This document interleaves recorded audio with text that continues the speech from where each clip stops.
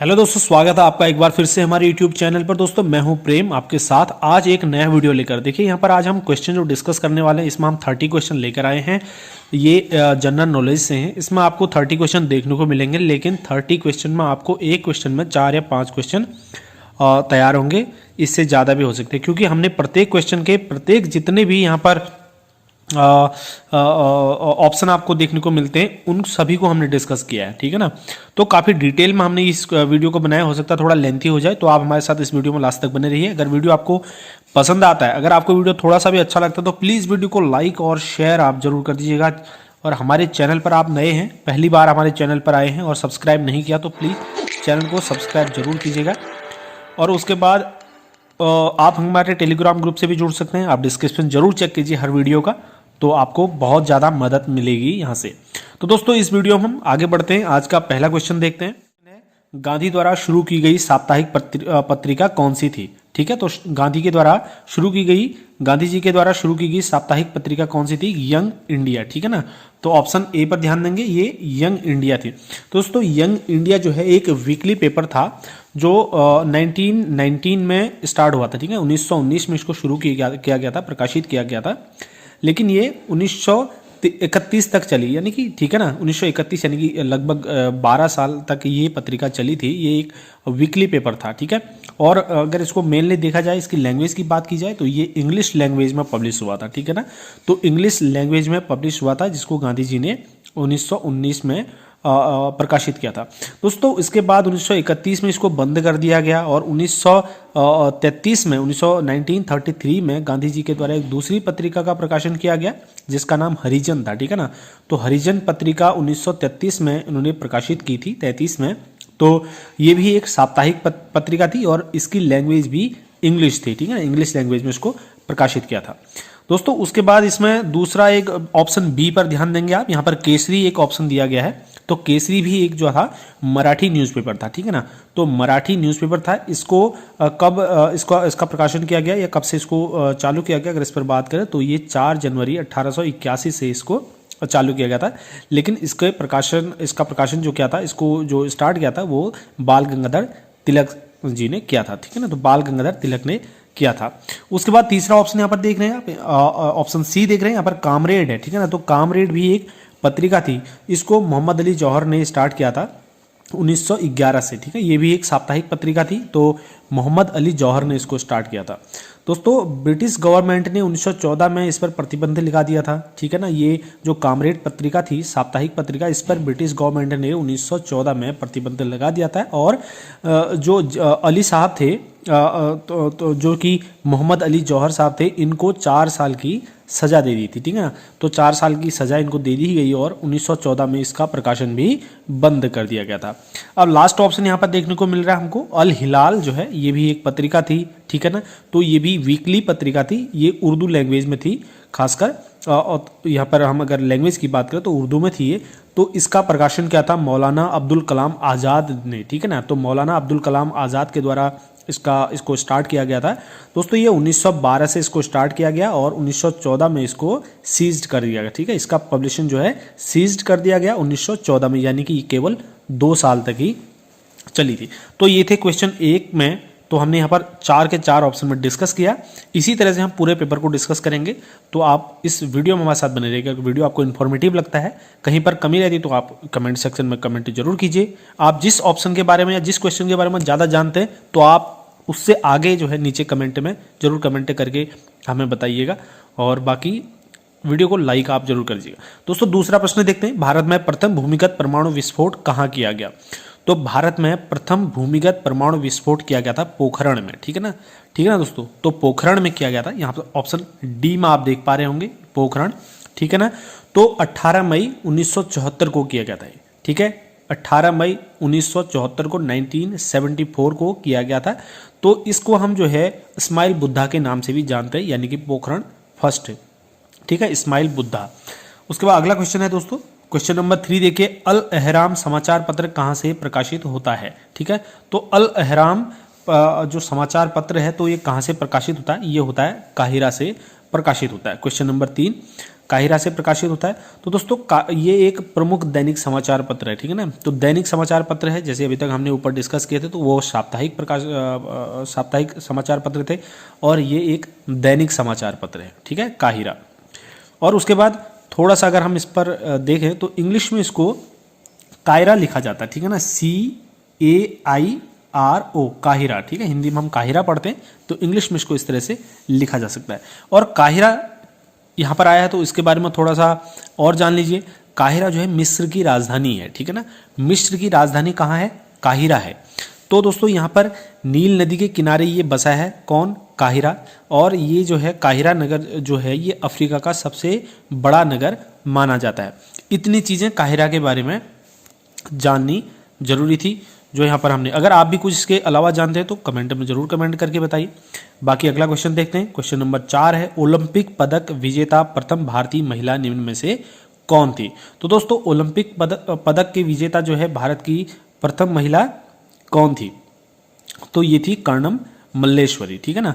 तो कर्णम मल्लेश्वरी जो है ओलंपिक पदक विजेता प्रथम भारतीय महिला थी, कर्णम मल्लेश्वरी। उसके बाद अगला क्वेश्चन देखते हैं। क्वेश्चन नंबर 5 आप देखिए, विश्व की सबसे पुरानी संसद किस देश में है? तो विश्व की सबसे पुरानी संसद दोस्तों किस देश में है? तो इसका राइट आंसर है ब्रिटेन में, ठीक है ना। तो ब्रिटेन में विश्व की सबसे पुरानी संसद है। दोस्तों यहाँ पर ब्रिटेन की जो संसद है उसको, जैसे हमारी भारत की संसद है, संसद को हम संसद बोलते हैं, तो वैसे ब्रिटेन की संसद को पार्लियामेंट बोला जाता है, ठीक है ना। ब्रिटेन में संसद को क्या बोला जाता है? पार्लियामेंट बोला जाता है। अब हम फ्रांस की बात करते हैं, तो फ्रांस भी यहाँ पर है, तो फ्रांस की संसद को नेशनल असेंबली बोला जाता है, ठीक है ना। तो फ्रांस की संसद को नेशनल असेंबली बोला जाता है। तीसरा ऑप्शन यहाँ पर आइसलैंड है, आइसलैंड की संसद को एल्पिंगी बोला जाता है, ठीक है ना, एल्पिंगी बोला जाता है आइसलैंड की संसद को। और उसके बाद भारत तो आप जानते ही हैं। अब यहाँ पर जैसे आइसलैंड की संसद को एल्पिंगी बोला जाता है। उसके बाद आयरलैंड हम देख लेते हैं, आयरलैंड जो है आयरी आक्तास बोला जाता है। और स्विट्जरलैंड की फेडरल असेंबली। इसी तरह से अगर आप भी आपको भी इस तरह से कुछ याद है तो आप कमेंट में जरूर कमेंट करके बताइए। अगला क्वेश्चन है, दादा साहब फाल्के पुरस्कार पाने वाले तमिल अभिनेता कौन थे? तो दादा साहब फाल्के पुरस्कार पाने वाले तमिल अभिनेता हैं शिवाजी गणेशन, ठीक है ना। तो दोस्तों दादा साहब फाल्के पुरस्कार के बात यहाँ पर हो रही है, तो थोड़ा सा उसके बारे में हाईलाइट करते हैं। तो दोस्तों ये जो है दादा साहब फाल्के पुरस्कार हाईएस्ट अवार्ड इन सिनेमा इसको कहा जाता है, यानी कि सिनेमा के क्षेत्र में ये सबसे बड़ा पुरस्कार है। तो दोस्तों अगर हम इसकी बात करें तो फर्स्ट प्राइज किसको दिया गया? इसको 1969 में स्टार्ट किया गया और इसमें फर्स्ट पुरस्कार दिया गया था देविका रानी को, ठीक है ना। ये आपने कई बार ये क्वेश्चन देखा गया हो। तो उस समय ये 17वां फिल्म समारोह के अवसर पर इसको दिया गया था, इसको स्टार्ट किया गया था 1969 में। देविका रानी को प्रथम इसका पुरस्कार दिया गया था। इसकी शुरुआत अगर हम कहें कब से हुई या किस तरीके से हुई, तो दादा साहब फाल्के के जन्म शताब्दी वर्ष 1969 से इसकी शुरुआत हुई थी। यहाँ पर हम इसको देखते हैं। पुरस्कार स्वरूप इसमें 10 लाख की राशि दी जाती है और एक स्वर्ण कमल दिया जाता है। और इनके अलावा अगर हम बात करें किन तमिल के ऐसे कलाकार जिनको ये पुरस्कार दिया गया, तो उसमें एक नाम आता है एलवी प्रसाद, ठीक है ना। एलवी प्रसाद को 1982 में दिया गया, लेकिन ये पर्टिकुलर तमिल से नहीं थे, इनका तमिल, तेलुगु और हिंदी भाषा में योगदान था। तो इस तरीके से इन्होंने उस पर भी काम किया था, हिंदी पर और तेलुगु भाषा में भी। उसके बाद अगले हैं शिवाजी गणेशन, तो हमने डिस्कस किया, और बाकी एक्टर थे। और रिसेंटली अगर दादा साहब फाल्के पुरस्कार की बात करें तो ये 2019 में दिया गया अमिताभ बच्चन को, ये भी हमको याद करना है, ठीक है ना। 2019 में अमिताभ बच्चन को दिया गया। उसके बाद अगला क्वेश्चन है दोस्तों, अगला क्वेश्चन है सुब्रतो मुखर्जी कब संबंधित है? तो सुब्रतो मुखर्जी कब किससे संबंधित है? तो सुब्रतो मुखर्जी कब दोस्तों ये हॉकी से संबंधित है, ठीक है ना। हॉकी से संबंधित है सुब्रतो मुखर्जी कब। उसके बाद अगला क्वेश्चन आता है, सिली पॉइंट किस खेल में प्रयुक्त होने वाला शब्द है? तो सिली पॉइंट जो है, आप तो क्रिकेट के शौकीन होंगे, तो क्रिकेट में ये चीज सिली पॉइंट जो शब्द है ये क्रिकेट में प्रयुक्त होता है। उसके बाद आगे बढ़ते हैं, भारत के 1 अरबवें शिशु का क्या नाम है? ठीक है ना। तो भारत में जो 1 अरबवां शिशु था इसका क्या नाम था? दोस्तों इसका नाम था आस्था, ठीक है ना। ये कन्या थी तो इनका नाम क्या था? आस्था रखा गया। अगला है, शतरंज की विषाद पर कितने वर्ग होते हैं? तो शतरंज की विषाद पर होते हैं दोस्तों 64 वर्ग, जिसमें से 8 ऐसे इस तरह से चेक बने होते हैं, ठीक है ना। तो 8 रोज में 8 चेक जो होते हैं रोज में बने होते हैं, 8 चेक लाइन में बने होते हैं। तो ये 64 वर्ग होते हैं। उसके बाद अगला क्वेश्चन है, संयुक्त राष्ट्र के महासचिव का कार्यकाल कितने वर्ष का होता है, ठीक है ना। तो संयुक्त राष्ट्र के महासचिव का कार्यकाल कितने वर्ष का होता है, तो ये 5 वर्ष का होता है, ठीक है ना। तो 5 वर्ष का होता है। तो यहाँ पर संयुक्त राष्ट्र की बात आती है तो थोड़ा सा हम के बारे में जानते हैं। तो दोस्तों जो संयुक्त राष्ट्र के महासचिव होते हैं, ये संयुक्त राष्ट्र के सबसे बड़ा प्रमुख अधिकारी होता है, ठीक है ना, सबसे बड़ा प्रमुख अधिकारी होता है। तो वर्तमान में अगर हम बात करें, एंटोनियो गुटेरेस जो है, ये अभी वर्तमान में संयुक्त राष्ट्र के महासचिव हैं। ये पुर्तगाली हैं मूल रूप से, लेकिन 1 जनवरी 2017 को इन्होंने शपथ ली थी, यानी कि 1 जनवरी 2017 से हैं ये एंटोनियो गुटेरेस। दोस्तों इससे पूर्व की अगर बात करें तो एंटोनियो गुटेरेस अभी हैं, तो इनसे पहले कौन थे, इनसे पहले थे वान की मून। 1 जनवरी 2007 से 31 दिसंबर 2016 तक ये रहे वहाँ पर महासचिव के पद पर, कौन, वान के मून। अब यहाँ पर बात करते हैं तो प्रथम महासचिव कौन थे। प्रथम महासचिव थे ग्लेडविन जेब, जो 24 अक्टूबर 1945, जिस समय संयुक्त राष्ट्र महासंघ की स्थापना हुई थी, उस समय से ही जो है ग्लेडविन जेब थे, यानी कि 24 अक्टूबर 1945 को। इनका कार्यकाल 1 फरवरी 1946 तक रहा था। दोस्तों यहाँ पर संयुक्त राष्ट्र की हम बात करें तो संयुक्त राष्ट्र के बारे में थोड़ा सा जानते हैं। इसकी स्थापना हुई थी 24 अक्टूबर 1945 को। उस समय जो है 150 देशों के हस्ताक्षर के साथ 24 अक्टूबर 1945 को इसकी स्थापना की गई थी। इसका मुख्यालय जो है न्यूयॉर्क में है संयुक्त राष्ट्र का, और 192 देश इसमें सदस्य देश हैं। अब यहाँ पर एक चीज़ आपके लिए है, जब आप इसके बारे में अगर जानते हैं तो वो आप कमेंट में लिखिएगा, क्योंकि ये चीज़ मैं आपके लिए छोड़ रहा हूँ। देखिए इसमें सबसे नया देश एक जो जुड़ा था सदस्य देश, तो वो दक्षिणी सूडान जुड़ा था। कब जुड़ा हुआ, 11 जुलाई 2011 को जुड़ा था। उसके बाद अगला क्वेश्चन देखते हैं। क्वेश्चन नंबर 12 पर देखिए आप, हॉकी के खेल में एक पक्ष में कितने खिलाड़ी होते हैं। दोस्तों हॉकी के खेल में एक पक्ष में जो होते हैं, इसमें यहाँ पर 2 टीमें होती हैं। तो 2 टीमों में, प्रत्येक टीम में, यानी कि एक टीम में 11 खिलाड़ी होते हैं। दोस्तों हॉकी की बात आ रही है, जैसा कि आप जानते हैं हॉकी हमारा राष्ट्रीय खेल है, ठीक है ना। तो हॉकी का जो प्रारंभ था 2010 से अगर हम उसको कैलकुलेट करते तो लगभग 4000 वर्ष पूर्व जो है इसको मिस्र में स्टार्ट किया गया था, ठीक है ना। तो इसको मिस्र में ये शुरू हो गया था 4000 साल पहले, 4000 वर्ष पूर्व है 2010 से अगर हम कैलकुलेट करते हैं। तो दोस्तों यहाँ पर 4000 वर्ष पूर्व स्टार्ट होने के बाद इसको जो है इसको आगे नहीं बढ़ पाया है ज़्यादा, इस पर किसी ने कोई ध्यान नहीं रह पाया।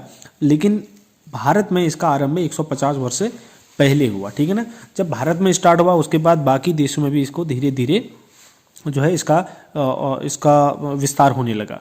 दोस्तों अगर हम बात करते हैं first hockey world cup championship की, तो ये 1971 में खेला गया था, ठीक है। तो 1971 में first hockey world cup championship खेली गई। और हमारे देश से, भारत से आप जानते होंगे मेजर ध्यानचंद जी को, तो 1928, 1932 और 1936 है। इन तीनों मुकाबलों में टीम का नेतृत्व किया था मेजर ध्यानचंद ने। दोस्तों 1932 के ओलंपिक में 37 मैच हुए थे, जिसमें भारत के द्वारा 330 गोल किए गए थे, ठीक है। तो इन 330 गोलों में से 133 गोल 133 गोल अकेले ध्यानचंद ने किए थे। देखिए यहाँ पर इसीलिए इनको जो है हॉकी का जादूगर बोला जाता है। तो यहाँ पर खेल दिवस भी इनके जन्मदिन के अवसर पर ही मनाया जाता है, ठीक है ना। अब कब मनाया जाता है वो आपको कमेंट में कमेंट करके बताना है। तो ये थी कुछ कॉमन सी जानकारी इस क्वेश्चन से निकल कर आती है। जो अगला क्वेश्चन है, भारत में वीरता के लिए दिए जाने वाला सर्वोच्च पुरस्कार कौन सा है। तो दोस्तों भारत में जो है वीरता के लिए दिए जाने वाला सर्वोच्च पुरस्कार है परमवीर चक्र, ठीक है ना। तो परमवीर चक्र है। अब दोस्तों परमवीर चक्र की स्थापना कब हुई होगी, ठीक है ना। तो इसकी स्थापना की गई थी 26 जनवरी 1950 को, ठीक है ना। तो 26 जनवरी 1950 को परमवीर चक्र की स्थापना की गई। दोस्तों परमवीर चक्र जो है भारत रत्न के बाद सबसे प्रतिष्ठित पुरस्कार है। सबसे पहले भारत में जो है, जैसे पूरी दुनिया का अगर देखा जाए तो वहाँ पर नोबेल पुरस्कार है, तो वैसे ही भारत का सबसे प्रथम जो सर्वोच्च पुरस्कार है वो भारत रत्न है। उसके बाद जो आता है वो परमवीर चक्र को ही रखा जाता है। दोस्तों जब भारतीय सेना ब्रिटिश सेना के तहत कार्य करती थी तो उस समय सेना का सर्वोच्च सम्मान था, इसका नाम उस समय था विक्टोरिया क्रॉस, ठीक है ना। तो विक्टोरिया क्रॉस था। उसके बाद 26 जनवरी 1950 से परमवीर चक्र जो है भारत का सैन्य से के अगर हम फील्ड में देखें तो वहाँ पर परमवीर चक्र सर्वोच्च सम्मान है। अगर हम बात करते हैं कि प्रथम बार ये पुरस्कार किसको दिया गया, तो प्रथम बार मेजर सोमनाथ शर्मा को ये पुरस्कार दिया गया था। कब दिया गया था? 3 नवंबर 1947 को दिया गया था। और लास्ट बार ये पुरस्कार दिया गया था 6 जुलाई 1999 के, जब कारगिल का युद्ध हुआ था। उसके बाद जो है उसके बाद ये पुरस्कार दिया गया था। तो आप कह सकते हैं कि लास्ट बार कैप्टन विक्रम बत्रा को ये पुरस्कार दिया गया था। कब? 6 जुलाई 1999 को। दोस्तों अभी तक कुल 21 परमवीर चक्र प्रदान किए जा चुके हैं। तो यहाँ पर ये जानकारी जो है हमने आपसे शेयर की। उसके बाद ऑप्शन ए पर देखिए आप भारत रत्न है। भारत रत्न के बारे में आप जानते हैं, ये जो है आप कह सकते हैं कि हाईएस्ट सिविलियन अवार्ड आप इसको कह सकते हैं, ठीक है ना। जैसे कि हमने थोड़ी देर पहले बात की थी। अगर इसको इस्टेब्लिश कब हुआ इसकी बात करें तो 2 जनवरी 1954 को उसको इस्टेब्लिश किया गया। इसकी शुरुआत 2 जनवरी 1954 से जो है यहाँ पर हुई थी। दोस्तों इसकी अगर सेरेमनी डेट की करें तो इस बार जो है इसको 2019 में इसको अनाउंस कर दिया गया था, लेकिन 2020 अगस्त को इसकी सेरेमनी डेट रखी गई थी 2019 में ही, क्योंकि 2020 में तो शायद इस बार कोई भी पुरस्कार कहीं पर वितरित नहीं किए गए। तो यहाँ पर 2019 में लास्ट जो है ये भारत रत्न दिया गया था। इसमें 3 लोगों को ये भारत रत्न दिया गया था, भूपेन हजारिका और नानाजी देशमुख, और तीसरे जो हमारे पूर्व राष्ट्रपति थे प्रणब मुखर्जी, इन तीनों को जो है दिया गया था। दोस्तों प्रथम बार ये डॉक्टर सर्वपल्ली राधाकृष्णन को 1954 में ये पुरस्कार दिया गया था। तो अभी तक जो है कुल 48 अलंकरण इसके हो चुके हैं भारत रत्न के। उसके बाद देखिए ऑप्शन बी में महावीर चक्र यहाँ पर है। महावीर चक्र की बात करें तो युद्ध के समय वीरता का ये पदक है। दोस्तों युद्ध के समय जो है एक अपार वीरता जो हमारे सैन्य दिखाते हैं सैन्यकर्मी, तो उनको ये पदक दिया जाता है, ठीक है। तो अगर वीरता के क्रम में देखा जाए तो परमवीर चक्र के बाद जो है महावीर चक्र ही आता है। ये दूसरे नंबर का हम कह सकते हैं कि वीरता के क्रम में दूसरे नंबर का अवार्ड है।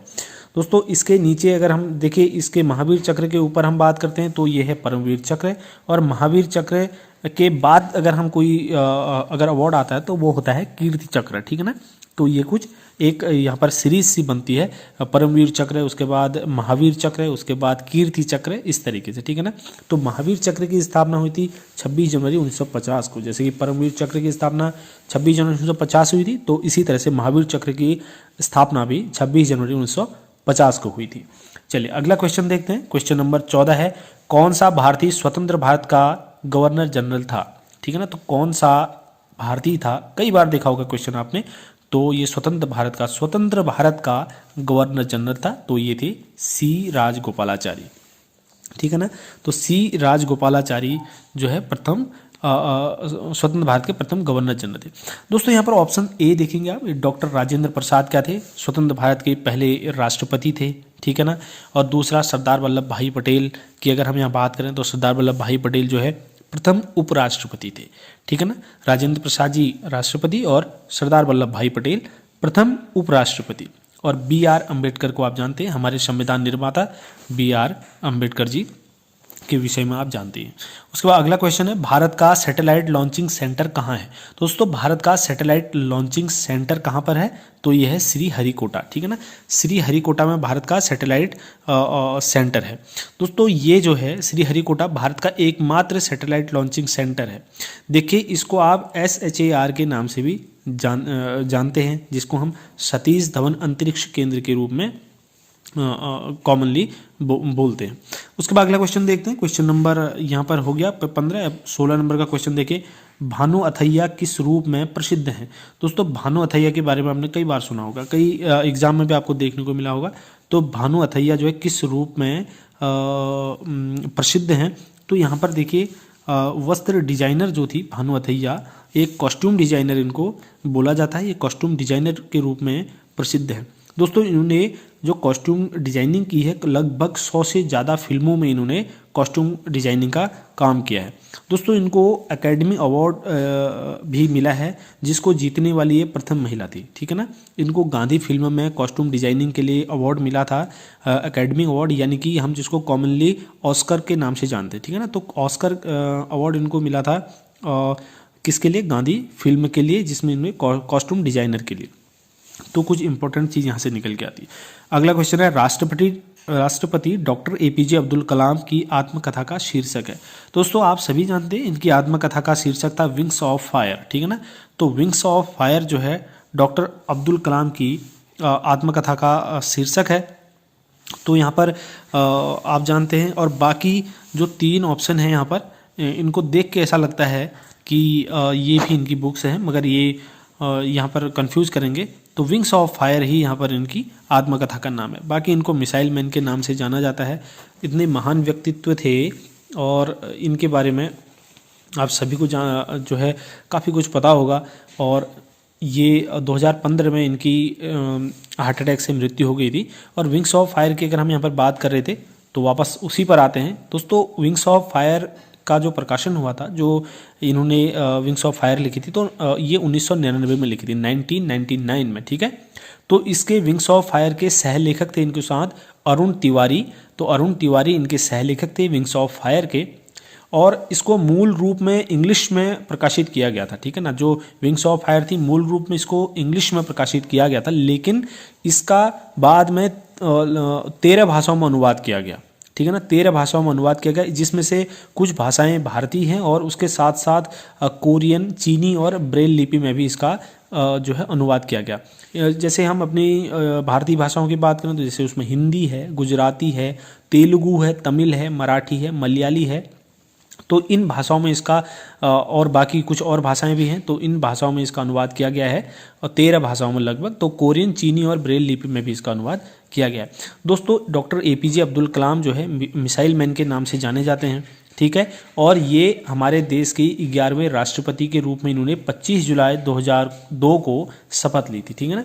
तो 25 जुलाई 2002 को इन्होंने हमारे भारत के 11वें राष्ट्रपति के रूप में शपथ ली थी।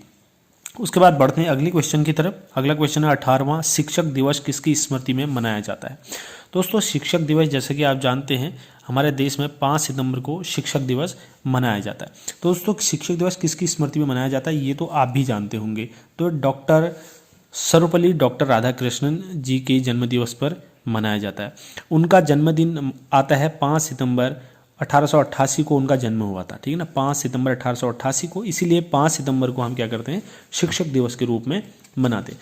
दोस्तों यहाँ पर बात हो रही है डॉक्टर सर्वपल्ली राधाकृष्णन की, तो थोड़ा सा उनके बारे में जानते हैं। जन्म हमने अभी डिस्कस किया 5 सितंबर 1888 को, और इनकी मृत्यु हुई थी 17 अप्रैल 1975 को, ठीक है ना। 17 अप्रैल 1975 को उनकी मृत्यु हो गई।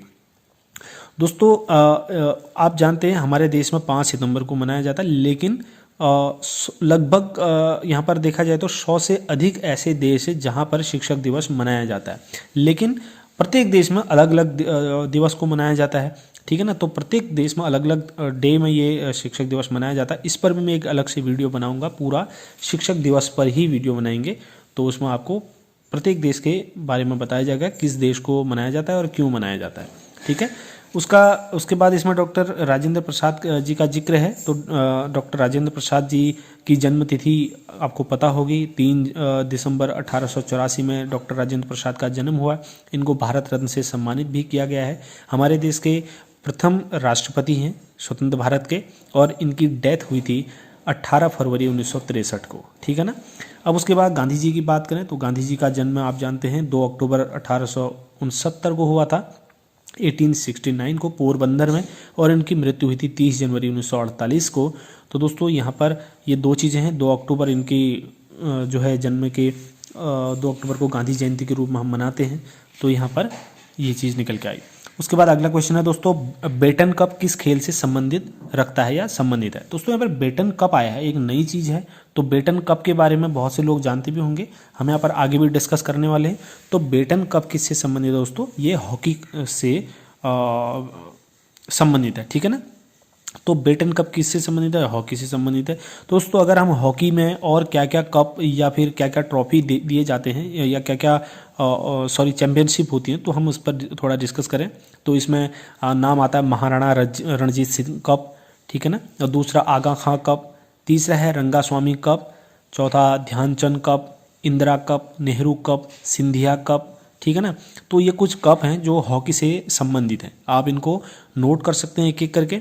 अगर यहाँ पर आप ट्रिक अगर हमसे पूछे इसको याद करने की, तो इसकी ट्रिक है महाराजा आगा खां रंग बांटे, नेहरू संग इंदिरा ध्यान लगाए। ठीक है, महाराजा आगा खां रंग बांटे, नेहरू संग इंदिरा ध्यान लगाए। तो ये कुछ इसकी ट्रिक है, बाकी आप अपने मन से भी बना सकते हैं ट्रिक। और दूसरा यहाँ पर टेबल टेनिस दिया है, तो टेबल टेनिस के बारे में भी जान लेते हैं। तो टेबल टेनिस से संबंधित जो कप हैं वो हैं लक्ष्मी कप, रामानुज कप, बर्नावेले कप। ठीक है ना, ये कुछ कप हैं टेबल टेनिस से संबंधित। और हॉकी हमने बात की, अब फुटबॉल से रिलेटेड कुछ कप हैं। फुटबॉल से रिलेटेड जो इंपॉर्टेंट कप हैं आपने एग्जाम में देखने को आपको कई बार मिले होंगे, जैसे डुरंड कप है, रोवर्स कप है, संतोष ट्रॉफी है और सुब्रतो मुखर्जी ट्रॉफी है। ठीक है, और DCM ट्रॉफी है। ये कुछ ट्रॉफी या कप हैं जिसको हम जो है फुटबॉल से रिलेटेड मानते हैं या फुटबॉल में देखते हैं। उसके बाद अगला क्वेश्चन है दोस्तों, चीन की मुद्रा क्या है। दोस्तों यहाँ पर मुद्रा है, प्रत्येक देश की अपनी एक मुद्रा होती है, करेंसी होती है। तो यहाँ पर जैसे भारत की रुपया है, भारत के साथ साथ कुछ अन्य देशों की भी करेंसी मुद्रा रुपया है। जैसे उसके ट्रिक है मामा श्री ने भाई से पाकिस्तान मांगा। तो यहाँ पर कुछ जो है अन्य देशों की भी है। तो उसी तरीके से यहाँ पर चीन की मुद्रा क्या है, तो चीन की मुद्रा है युआन। ठीक है ना दोस्तों, चीन की क्या मुद्रा है, युआन है। उसके बाद दूसरा यहाँ पर ए ऑप्शन देखिए, यहाँ पर रियाल दिया गया है। तो रियाल भी कुछ देशों की मुद्रा है, जैसे ओमान की है, यमन, ईरान, सऊदी अरब, कतर और यहाँ पर ब्राज़ील की भी शायद जो है रियाल मुद्रा है। तो यहाँ पर इतने देशों की मुद्रा रियाल है। अब यहाँ पर क्यात दिया गया दोस्तों, तो क्यात कहाँ की मुद्रा है, म्यांमार की मुद्रा है ना। क्यात म्यांमार की मुद्रा है और येन जो है ये जापान की मुद्रा है। तो यहाँ पर इतनी चीज़ें यहाँ पर हमने सारे डिस्कस की।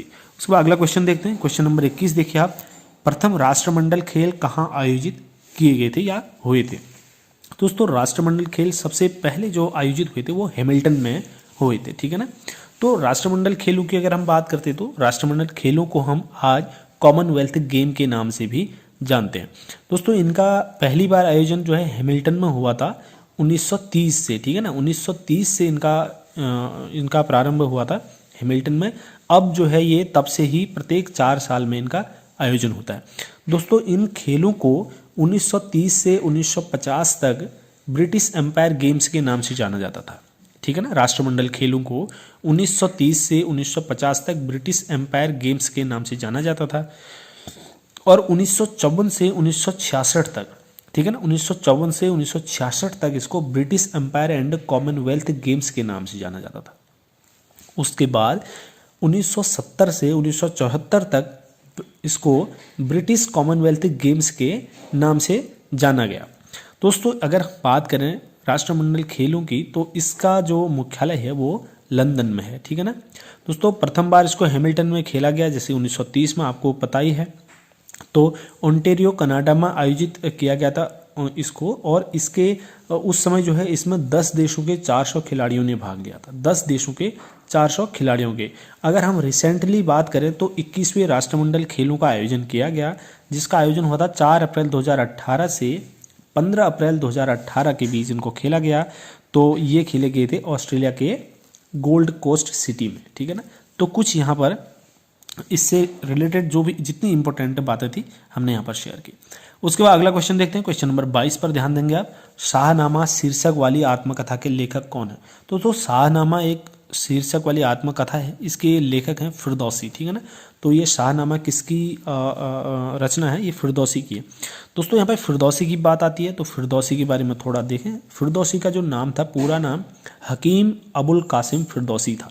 ठीक है, तो ये फिरदौसी जो था एक प्रसिद्ध फारसी कवि था, और इसने लिखी थी शाहनामा नामक एक पुस्तक लिखी थी। शाहनामा के अलावा भी इसने कई रचनाएं लिखी हैं, लेकिन यहाँ पर शाहनामा काफ़ी फेमस और महत्वपूर्ण बुक है, जिसके बारे में यहाँ पर थोड़ी सी डिस्कस करते हैं। तो जो शाहनामा है दोस्तों, इसको बाद में फारस की यानी कि ईरान की राष्ट्रीय महाकाव्य इसको बना दिया गया। ठीक है ना, फारस का जो है ये शाहनामा ईरान, फारस या ईरान की राष्ट्रीय महाकाव्य बन गई है। इसमें इन्होंने 7वीं सदी के फारस पर अरबी फतह के पहले के ईरान के बारे में लिखा है। ठीक है, तो 7वीं शताब्दी के का जो फारस था उस समय अरबी फतह के पहले के ईरान के बारे में इन्होंने लिखा है, किसमें, शाहनामा में। अब यहाँ पर दूसरा आता है दोस्तों अबुल फजल। तो अबुल फजल भी जो है काफ़ी इम्पोर्टेंट था, इसने करीब 100 से ज़्यादा रचनाएं की थी, उसमें से अकबरनामा और आईने अकबरी जो है मेनली यहाँ पर जो इम्पोर्टेंट हैं वो जो है इसकी रचनाएं हैं अबुल फजल की, अकबरनामा और आईने अकबरी। दोस्तों ये अकबर के जो 9 रत्न थे उनमें से एक था अबुल फजल, ठीक है ना। चलिए आगे देखते हैं। ओलंपिक शब्द ओलंपस से आया है, जो नाम है एक। तो जो ओलंपिक शब्द है तो ये ओलंपस से निकला है। ओलंपस क्या है दोस्तों? तो ओलंपस एक पर्वत का नाम है, ठीक है ना। ओलंपस एक पर्वत का नाम है दोस्तों। ओलंपस मोन्स जो है एक ऐसी चीज है जो एक मंगल ग्रह पर एक ज्वालामुखी का पहाड़ है, ठीक है ना, मंगल ग्रह पर। दोस्तों करीबन 22 किलोमीटर की ऊंचाई के साथ ये सौरमंडल का अब तक के ज्ञात अगर हम बात करें तो सबसे सर्वोच्च पर्वतों में से एक है, ठीक है ना। तो ये अब हम कह सकते हैं कि जो एवरेस्ट है, एवरेस्ट की ऊंचाई से लगभग 3 गुना ज़्यादा ऊंचा पर्वत है। तो ये 22 किलोमीटर की इसकी ऊंचाई है। तो इसको जो है ये एक पर्वत का नाम है, इसी के बेस पर इसको ओलंपिक शब्द को बनाया गया। उसके बाद अगला है विश्व का एकमात्र देश कौन सा है जहां महिलाओं के लिए सैन्य सेवा अनिवार्य है। दोस्तों यहाँ पर महिलाओं के लिए सैन्य सेवा अनिवार्य है इजराइल में। आप देखेंगे इजराइल में जो है पुरुषों के लिए लगभग 3 साल और महिलाओं के लिए लगभग 2 साल की सैन्य सेवा अनिवार्य है। इसके अलावा भी बाकी ऐसे देश हैं दोस्तों जहाँ पर जो है वहाँ के प्रत्येक नागरिकों के लिए सैन्य सेवा अनिवार्य है। और आपको अगर जानना है तो आप कमेंट जरूर करें, आपको अगर पता है तो आप फिर भी कमेंट करके बताइए कौन कौन से देश हैं। अगर आपको नहीं पता तो आप कमेंट करके पूछें, हम आपको ज़रूर बताएंगे। उसके बाद अगला क्वेश्चन है क्वेश्चन नंबर 25। देखिए स्टालिनग्राद किस नदी के किनारे स्थित है? तो दोस्तों ये वोल्गा नदी के किनारे स्थित है, ठीक है ना। वोल्गा नदी के किनारे स्थित है। जो ये वोल्गा नदी है दोस्तों ये वोल्गा नदी यूरोप और यूरोपीय रूस की सबसे लंबी और रूस का सबसे महत्वपूर्ण जलमार्ग बनाती है, ठीक है। तो रूस की सबसे लंबी नदी कौन है? यूरोपीय रूस और यूरोप की सबसे लंबी नदी कौन सी है? वोल्गा नदी है। और ये क्या करती है? कैस्पियन सागर में गिरती है वोल्गा नदी। दोस्तों यहाँ पर दूसरा दे रखा है राइन नदी। तो राइन नदी यूरोप के कई देशों से बहती है, ठीक है ना। और ये जो राइन नदी है ये विश्व की सबसे व्यस्ततम व्यापारिक नदियों में से एक मानी जाती है, ठीक है ना। अगला है हडसन नदी, यहाँ पर है ऑप्शन में। तो हडसन नदी भी जो है न्यूयॉर्क के पूर्वी हिस्से में ये बहती है और इसके खोजकर्ता का नाम था हेनरी हडसन, ठीक है ना। हेनरी हडसन ने इस नदी की खोज की थी जिनके नाम के बेस पर ही इसका नाम हडसन नदी रखा गया है। उसके बाद अगला है इसमें डेन्यूब। तो दोस्तों ये डेन्यूब जो नदी है ये मध्य यूरोप में बहती है, ठीक है ना। तो डेन्यूब नदी हमने यहाँ पर बात की थी, वोल्गा नदी सबसे लंबी नदी है यूरोप और यूरोपीय रूस की। तो वोल्गा के बाद जो दूसरी सबसे लंबी नदी आती है वो डेन्यूब ही है, ठीक है ना। तो ऑप्शन डी में यहाँ पर डेन्यूब। उसके बाद अगला है अपरकट शब्द किस खेल में प्रयोग किया जाता है? ये तो आप बहुत बेहतर तरीके से समझते होंगे। अपरकट जो शब्द है वो क्रिकेट में जो है प्रयोग किया जाता है। उसके बाद अगला क्वेश्चन देखते हैं। अगला क्वेश्चन है शताब्दी एक्सप्रेस निम्नांकित के शताब्दी वर्ष के अवसर पर चलाई गई। दोस्तों यहाँ पर शताब्दी जो एक्सप्रेस ट्रेन है तो वो किसके शताब्दी वर्ष के अवसर पर मनाई गई? तो ये जवाहरलाल नेहरू का जन्म के शताब्दी के अवसर पर ये मनाई गई थी। सन 1988 में भारत के पहले प्रधानमंत्री जो थे हमारे पंडित जवाहरलाल नेहरू जी, उनकी जन्म शताब्दी के उपलक्ष्य में इसको शुरू किया गया था। दोस्तों उस समय जो है तत्कालीन रेल मंत्री थे माधवराव सिंधिया, ये उनकी सोच का ही नतीजा था जिसको 1988 में इसको चलाया गया। इस ट्रेन को यानी कि शताब्दी एक्सप्रेस को सबसे पहले नई दिल्ली से झांसी तक के लिए ही चलाया गया था, लेकिन बाद में इसको भोपाल तक जो है चलाने का निर्णय लिया गया। दोस्तों ये भारत की सबसे तेज चलने वाली रेलगाड़ी है। आगे इसमें जो है जन शताब्दी और इस तरीके से कुछ अन्य नामों से भी ट्रेनें अभी चलती हैं। तो ये उसी का अगला संस्करण है शताब्दी एक्सप्रेस का। उसके बाद अगला क्वेश्चन है भारत में प्रथम बार आईएएस की परीक्षा कब हुई थी? दोस्तों भारत में प्रथम बार आईएएस की परीक्षा हुई थी 1950 को, ठीक है ना। तो 1950 को प्रथम बार भारत में आईएएस की परीक्षा हुई थी। लेकिन ये ध्यान रखने वाली बात ये है कि प्रथम लोक सेवा आयोग की स्थापना हुई थी अक्टूबर 1926 को हो चुकी थी, ठीक है ना। जिस समय ब्रिटिश के का शासन था हमारे यहाँ पर, तो उसी समय प्रथम लोक सेवा आयोग की स्थापना हो चुकी थी।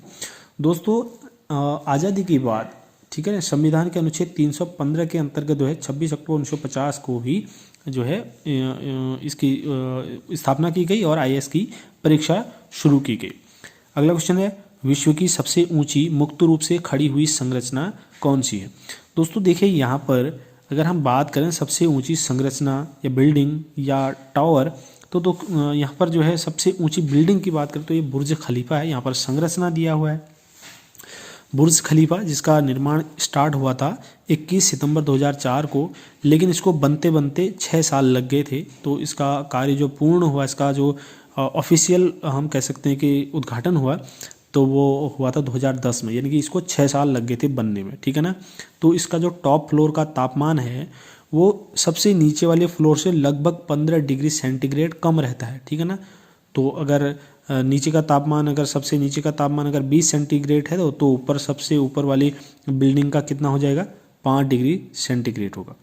तो ऊंचाई इस की जो बुर्ज खलीफा इसकी ऊंचाई है 829.8 मीटर, ठीक है ना। 829.8 मीटर इसकी ऊंचाई है। तो ये है बुर्ज खलीफा।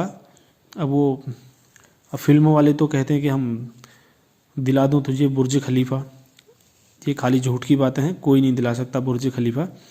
तो चलो बढ़ते हैं हम आगे को, ठीक है ना। तो आगे बढ़ते हैं, लेकिन यहाँ पर एक ऑप्शन में हम देख पा रहे हैं लीनिंग टावर ऑफ पीसा, ठीक है ना। तो यहाँ पर दोस्तों लीनिंग टावर ऑफ पीसा यानी कि पीसा की झुकी हुई मीनार जो थी, तो दोस्तों ये इटली में है। इसको काले संगमरमर से बनाया गया है, ठीक है ना। तो इसका जो बनने का जो स्टार्ट किया गया था, इसको बनना जो शुरुआत हुई थी इसकी, तो 1173 में इसकी शुरुआत हो चुकी थी, ठीक है। 1173 में 1173 में इसकी स्टार्ट हो गया था, लेकिन इसका जो कार्य पूरा हुआ था वो हुआ था 1372 ईस्वी में, ठीक है ना। तो 1372 ईस्वी में इसकी शुरुआत हुई थी, सॉरी इसका कार्य बनते बनते पूरा हुआ था। तो इसकी ऊंचाई है 55.86 मीटर लगभग इसकी ऊंचाई है। कितनी है इसकी ऊंचाई? 55.86 मीटर। और अगर हम फीट में बात करें तो 183.3 फीट इसकी ऊंचाई है पीसा की झुकी मीनार की। और इसकी एक खासियत है दोस्तों, जब से ये मीनार बनी है तब से ही ये एक तरफ को झुक गई थी, झुकना शुरू हो गई थी। इसमें काफ़ी खतरा जो है पूरे विश्व ने जाहिर किया था कि इसमें खतरा जाहिर किया था, लेकिन पिछले 10 सालों से इस पर शोध कार्य चालू हैं और इसका मेंटेनेंस और इसकी सुरक्षा की जिम्मेदारी उन पर दी गई है। तो बाकी आगे है, लास्ट क्वेश्चन है यहाँ पर 30 नंबर का। यह है 100 साल का युद्ध किनके बीच लड़ा गया था? तो दोस्तों 100 साल का जो युद्ध था वो इंग्लैंड और फ्रांस के बीच लड़ा गया था। दोस्तों इंग्लैंड और फ्रांस यहाँ पर आप देख पा रहे हैं ऑप्शन नंबर सी में है, तो इंग्लैंड और फ्रांस है। तो ये लड़ा गया था, ये 1337 से स्टार्ट हो गया 1453 तक ये युद्ध चला था, लगभग 100 साल से ज़्यादा, इसीलिए इसको 100 साल का युद्ध के नाम से जाना जाता है। दोस्तों ये थे इस पेपर के 30 क्वेश्चन, जिस पर हमने जितना संभव हो सकता था, जितना हमें लगता था कि ये इम्पोर्टेंट चीज़ है, तो हमने इतने शेयर यहाँ पर किए, इतना डिस्कस पेपर पर किया। अगर आपको वीडियो पसंद आया, थोड़ा सा भी आपको इन्फॉर्मेटिव लगा, तो प्लीज़ वीडियो को लाइक ज़रूर कीजिएगा और शेयर भी आप करिए बाकी लोगों तक। हम भी मेहनत करते हैं दोस्तों, हमें सपोर्ट कीजिए। बाकी अपने सुझाव और प्रतिक्रिया कमेंट सेक्शन में जरूर दीजिएगा। इस वीडियो में इतना ही है, मिलते हैं अगले वीडियो में दोस्तों, तब तक के लिए ढेर सारी शुभकामनाएं, धन्यवाद।